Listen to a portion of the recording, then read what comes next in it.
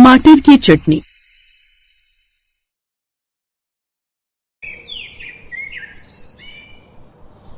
वाह यार माया, तेरे घर की किटी पार्टी में तो सच में मजा आ गया। सब कुछ कितना टेस्टी बना है खाने में, लेकिन सबसे अच्छी ये टमाटर की चटनी है। It's very yummy. सच में मुझे भी बड़ी पसंद आई। किसने बनाई? ये टैलेंट तो मेरी बहू में है। बड़ी टैलेंटेड है, कुछ ना कुछ ट्राई करती रहती है।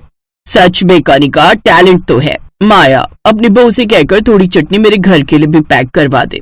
कम से कम मेरी बहू भी इसे खाकर कुछ चटनी बनाना सीख ही जाए, वरना उसे तो रील्स बनाने के अलावा और कुछ नहीं आता। हाँ, मैं अभी कनिका बहू को बोल देती हूँ। माया कनिका को कहकर टमाटर की चटनी एक डब्बे में रखवा देती है। उसके हाथ की बनी चटनी सबको बड़ी पसंद आती है। पूरी किटी पार्टी में तो उसके हाथों की बनी चटनी की ही तारीफ हो रही थी। कनिका को भी अपनी तारीफ सुनकर बड़ा अच्छा लग रहा था। अब अगले दिन वो फिर से खाने में टमाटर की चटनी ही बनाती है। उस रोज सब घर वालों को भी वो बड़ी पसंद आती है। वाह यार कनिका, ऐसी चटनी तो मैंने आज से पहले कभी खाई ही नहीं। मेरी बहू तो अन्नपूर्णा है, अन्नपूर्णा। ला ला बहू, और चटनी दे। हाँ, वो तो आपको पता है, कल किटी पार्टी में सबको इसके हाथ की बनाई ये चटनी बड़ी पसंद आई। मेरी सहेलियां बहू की बहुत तारीफ कर रही थी। बड़ी होशियार है ये। थैंक यू माँ जी। अच्छा माँ जी, मेरी मम्मी का फोन आया था, मिलने के लिए बुला रही थी। यश की भी स्कूल की छुट्टी है तो मैं सोच रही हूँ मिलकर आऊँ। तो क्या मैं कल अपने मायके हो आऊँ माँ जी?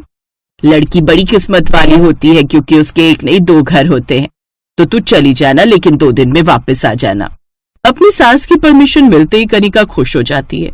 अगले दिन, अब मिठाई क्या ही लेकर जाऊं? हर बार तो मिठाई लेकर जाती हूँ। ऐसा करती हूँ उनके लिए भी टमाटर की चटनी ले जाती हूँ, सबको बड़ी पसंद आएगी। यही सोचकर वो अब अपने मायके भी मिठाई की जगह टमाटर की चटनी ले जाती है। दीदी, तुम मिठाई में क्या लाई हो? मेरा बड़ा मन कर रहा था मीठा खाने का।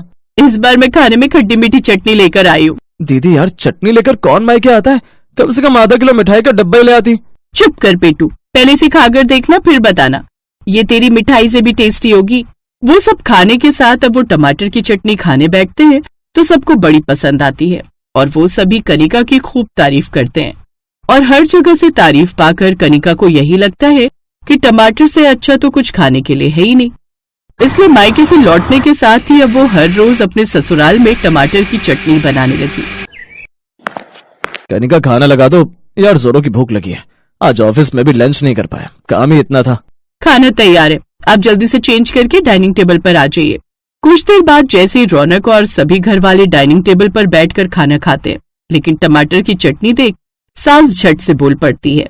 बहू, तू टमाटर की चटनी तो ले आई, लेकिन शायद सब्जी का बाउल किचन में ही भूल गई। सब्जी तो तू लाई ही नहीं, क्योंकि माँ जी सब्जी तो बनाई नहीं। टमाटर की चटनी के आगे सब्जी का क्या स्वाद? हम सब इसी से आज रोटी खाएंगे। और वो सब वही चटनी सुबह शाम खाकर बोर होने लगे थे, लेकिन कनिका को उन सबसे कुछ फर्क नहीं पड़ता। एक रोज ऐसे ही कनिका की सुबह आंख देर से खुलती है, जिस कारण वो अपने बच्चे के स्कूल टिफिन में भी जल्दी में पराठे के साथ चटनी रख देती है। स्कूल में यश टिफिन खोलता है तो उसे देखते ही नाक सिकोड़ने लगता है। ये मम्मी तो अब स्कूल के लिए भी चटनी देने लगी।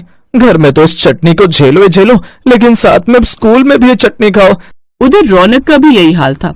वो ऑफिस में जब सभी दोस्तों के बीच टिफिन खोलता है तो वो सब उसका मजाक उड़ाने लगते हैं। ये क्या रौनक, आज फिर टमाटर की चटनी? एक बात बता भाई, तेरे टमाटर के खूब सारे खेत है क्या, जो तू रोज ही टमाटर की चटनी उठाकर ले आता है? अगर इतने ही टमाटर है तो शाम को ऑफिस से जाने के बाद मंडी में एक ठेला क्यों नहीं लगा लेता? अच्छी खासी कमाई होगी। मुझे तो लगता है अब इसका नाम बदलकर रौनक से टमाटर लाल रख देना चाहिए। क्यों, सही कहा ना मिस्टर टमाटर लाला? उन सब की बातें सुनकर रौनक को बड़ा बुरा लगता है। वो घर आकर कनिका से इस बारे में बात भी करता है, लेकिन कनिका तो भला कहाँ किसी की सुनने वाली थी। वो तो बस वही करती जो उसका मन करता। वो अभी भी चटनी बनाकर रख देती। ऐसे ही समय बीतता है। घर वालों के बार बार कहने पर भी कनिका चटनी के अलावा कोई सब्जी नहीं बनाती। ऐसे कुछ दिन बीत गए। फिर एक रोज जब कनिका बाथरूम से नहाकर निकलती है तभी उसका पैर फिसल जाता है और वो नीचे गिर जाती है और उसके पैर में चोट आ जाती है। फिर डॉक्टर को बुलाया जाता है। इनके पैर में फ्रैक्चर है और अब इन्हें कम से कम 1 महीने तक बेड रेस्ट पर रहना होगा। कनिका बेड रेस्ट पर ही रहती है और रसोई की कमान आ जाती है अब सास माया के हाथों। माया मन ही मन सोचती है, जब कोई बार बार गलत करता जाता है तो भगवान खुद सबक सिखाने का एक मौका देता है और अब ऊपर वाले ने मुझे वो मौका दिया है कि मैं इसे वो सबक सिखाऊं। बड़ा शौक है ना इसे चटनी खिलाने का, अब इसका ये शौक पूरा करती हूँ मैं। अब माया बाकी सभी घर वालों के लिए तो सब्जी बनाती, लेकिन कनिका को तो वो तीनों वक्त टमाटर की चटनी के साथ ही रोटी खाने को देती। ले बहू खाना खा ले, फिर दवाई भी तो खानी है, ब्रेड और टमाटर की चटनी है। जी माँ जी।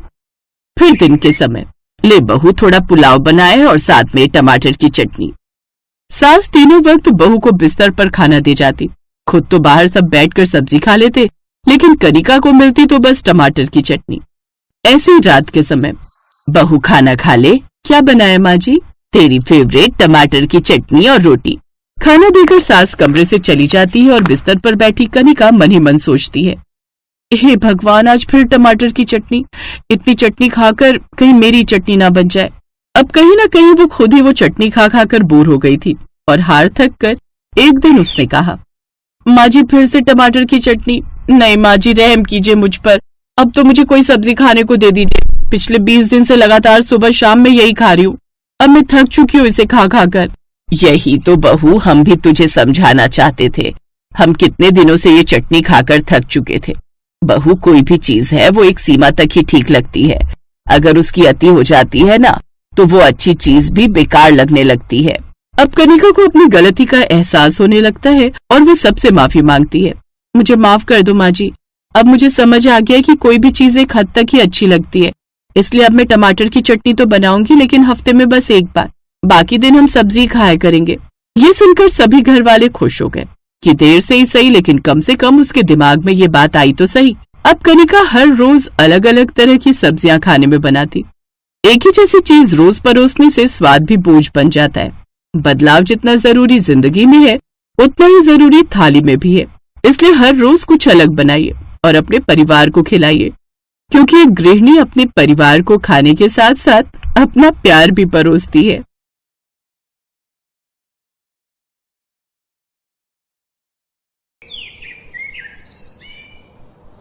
राधिका नई नई ब्याह कर अपने ससुराल रामपुर गांव पहुंची। बहू जल्दी से अंदर आ जाओ, बाहर बहुत गर्मी है, गृह प्रवेश हो गया। राधिका अपने पति विनोद के साथ घर के अंदर आ गई। अंदर उन्हें थोड़ी राहत मिली।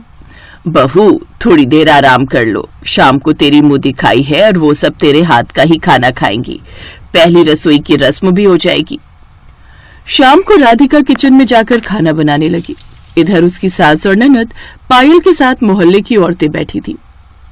पता है मेरी बहू तो 1 घंटे में 56 भोग बना लेती है। अच्छा, ये तो बड़ी अच्छी बात है। बाहर उसकी सास मेहमानों से घंटों बातें करती रही, पर राधिका अभी तक खाना बनाकर नहीं लाई। यार यहाँ में टाइम पास करने बुलाए क्या? 3 घंटे से तेरी बहू किचन में कर क्या रही है? अभी तक खाना नहीं बना क्या? लगता है भाभी कुछ गजब का बना रही है, तभी टाइम ज्यादा लग रहा है। खैर, काफी देर इंतजार कराने के बाद राधिका आखिर खाना लेकर आ ही गई, पर खाना देखकर सब हैरान हो गए, क्योंकि खाने में सिर्फ दाल चावल था।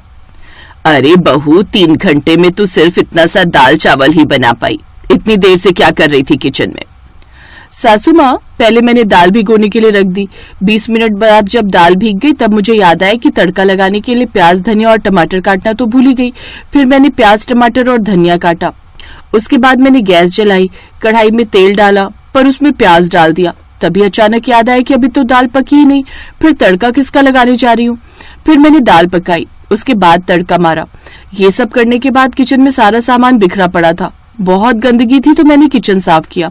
सब कुछ करने के बाद याद आया कि अभी मैंने चावल तो बनाया ही नहीं। फिर बस करो भाभी, वरना आपके बताने में 3 घंटे और लग जाएंगे। उसके बाद सबने खाना खाया। रात में राधिका और विनोद की सुहाग रात थी। राधिका, सुना है आज तुमने सिर्फ दाल चावल बनाने में 3 घंटे लगा दिए। अगर दाल चावल सब्जी पूरी अचार गाजर का हलवा ये सब बनाने को बोल दिया जाए तो कितने हफ्तों का टाइम लगेगा? मेरा मजाक मत उड़ाइए, जैसा मुझे आता है वैसे ही तो बनाऊंगी। अगले दिन जब परिवार के लिए खाना बनाना था तब भी ऐसा ही हुआ। सुबह से राधिका ने खाना बनाना शुरू किया तो दोपहर तक बन पाया। बहू, इतनी देर तक किचन में मत रहा करो, गर्मी बहुत है। बहू, खाना जल्दी जल्दी बनाना सीखो, वरना लोग तो भूखे ही बैठे रहेंगे। भूखे तो बैठे ही हैं माँ, बातें बाद में करना, पहले खाना खा लेते हैं। सभी को बहुत भूख लगी थी, इसलिए सब खाना खाने लगे। ऐसे ही वक्त बीत रहा था। राधिका को खाना बनाने में 2-3 घंटे तो लग ही जाते थे। फिर एक रोज उसकी सास की कुछ सहेलियां और उनके पति दावत पर आए। अरे आइए आइए, स्वागत है आपका। आने में कोई तकलीफ तो नहीं हुई? तकलीफ तो अब भाभी देने वाली हैं। तू कुछ ज्यादा ही बोलती है, जा अपनी भाभी को खाना बनाने के लिए बोल। पायल ने राधिका को खाना बनाने के लिए बोल दिया। राधिका किचन में गई तो सबसे पहले आलू छीलने लगी।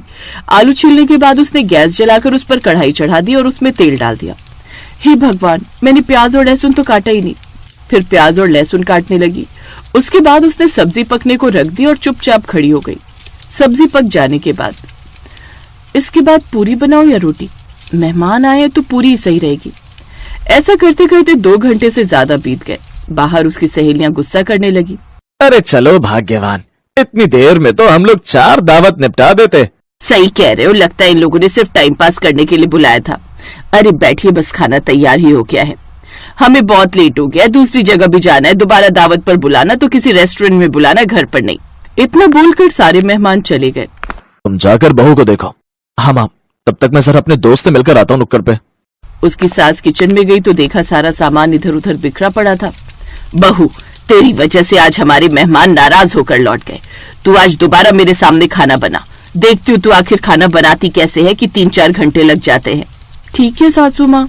राधिका ने अपनी सास के सामने खाना बनाना शुरू किया। थोड़ी देर में वो सब समझ गई। बस कर बहू, मैं सब समझ गई। तू कोई भी काम ठीक ढंग से अनुशासन के साथ नहीं करती, इसीलिए तुझे इतना वक्त लग जाता है। मैं कुछ समझी नहीं सासू माँ, आप बताइए ना, मैं ऐसा क्या करूँ कि ढेर सारा खाना कुछ ही समय में बन जाए? देख, सबसे पहले तो तुझे जो भी बनाना हो वो एक कागज पर लिख ले, जैसे सब्जी, पूरी, हलवा या जो भी बनाना है। उसके बाद उसमें इस्तेमाल होने वाले सभी मसाले और बाकी सामान की भी लिस्ट बना ले, जैसे प्याज, टमाटर, शिमला मिर्च, नमक, ये सब।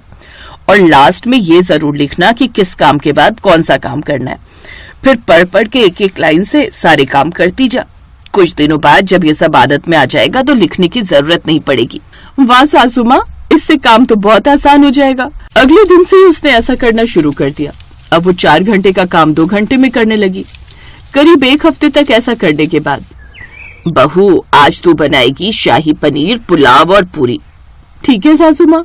राधिका ने जल्दी जल्दी सारी सामग्री बनाने का सारा तरीका लिखा। फिर उसने सारे मसाले, प्याज, लहसुन ये सब काट कर अपने सामने रख लिया। चावल भी धो लिए। अब एक चूल्हे पर उसने शाही पनीर पकने को रख दिया, दूसरे पर पुलाव। बाकी समय में आटा गूंथने लगी। पुलाव जल्दी पक गया, इसलिए उसके बाद उसने पूरियां बनानी शुरू कर दी। इस तरह आधे घंटे के अंदर सारा खाना बनकर तैयार हो गया। पूरा परिवार हैरान भी हुआ और खुश भी।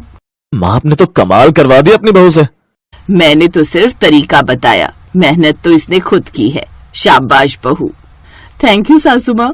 सबने एक साथ खाना खाया। अब वो सिर्फ 20-25 मिनट में खाना बना लेती थी।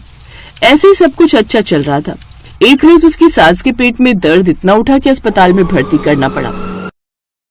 इनके पेट में पथरी है, अभी तो दर्द की दवा दे दी है। जल्दी इनका ऑपरेशन करवा लो वरना कुछ भी हो सकता है। 5 लाख का खर्चा आएगा।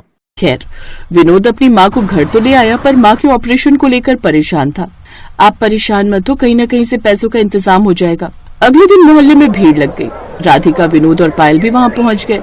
खन्ना रेस्टोरेंट की तरफ से 2 दिन बाद इस मोहल्ले में किचन कंपटीशन होने वाला है। जो महिला 5 मिनट में खाना बना लेगी उसे 10 लाख का इनाम मिलेगा और खन्ना साहब के रेस्टोरेंट में काम करने का भी मौका मिलेगा। अगर उन्हें काम पसंद आया तो जिसे भाग लेना है अपने अपने नाम लिखवा दो। राधिका ने भी नाम लिखवा दिया। रात को, बहू 5 मिनट में मैगी के अलावा क्या बन सकता है? सासू माँ, आपका ये तरीका यूज करके मैं 5 मिनट में कमाल कर दूंगी। अगर मैं जीत गई तो आपका ऑपरेशन हो जाएगा। ये मैं आपके लिए कर रही हूँ। कंपटीशन के कुछ देर पहले राधिका ने सारे मसाले, 8 अलग अलग तरह की सब्जियां, चिकन, मटन सब पहले से ही तैयार कर लिया। सब कुछ थोड़ा ही थोड़ा था। कंपटीशन शुरू हुआ। राधिका ने मशीन की रफ्तार से चूल्हों पर सब कुछ पकने के लिए रख दिया। सारे मसाले भी डाल दिए, जिससे 5 मिनट में 10 तरह की सब्जियां बनकर तैयार हो गईं, जिसमें वेज नॉन वेज दोनों था। बाकी औरतों ने मैगी बनाई थी। तो दोस्तों, आज की विनर है राधिका जी, जिन्हें मिलता है 10 लाख का नगद इनाम। पहले तो मुझे इनाम की रकम चाहिए। मुझे अपनी सासू माँ का इलाज कराना है। उनकी वजह से ही आज मैं ये कंपटीशन जीत पाई हूँ।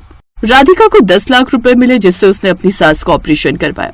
इसके बाद वो खन्ना रेस्टोरेंट में शेफ के रूप में काम करने लगी। एक रोज घर में जो कभी 4-4 घंटे में खाना बनाया करती थी, वो आज इतनी बड़ी शेफ बन गई। वक्त कब कहाँ ले जाए कुछ कहा नहीं जा सकता।